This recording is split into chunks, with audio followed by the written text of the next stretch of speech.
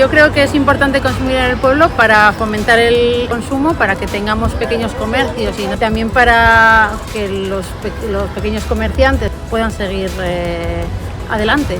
Niretzako merkataritza Trapagaranen garrantzitsua da herriaren bizitza delako. Azkenean Trapagaran biziagoa izango da eta aukera gehiago izango ditugu hemen bertan eta ez dugu kanpora joan behar izango.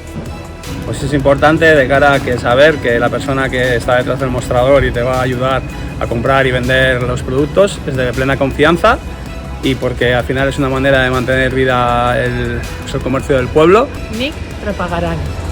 Nik Trapagaran. Nik Trapagaran.